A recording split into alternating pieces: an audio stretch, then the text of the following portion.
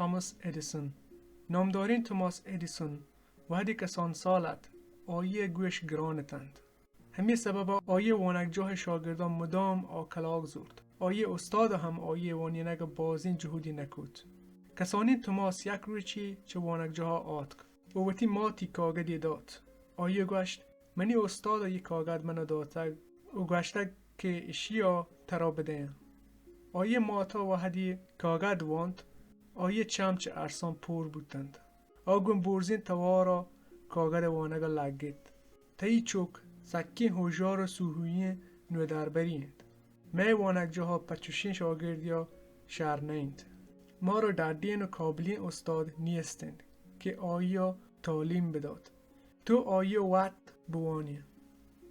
باز این سال رند ادیسون مات بیران بود.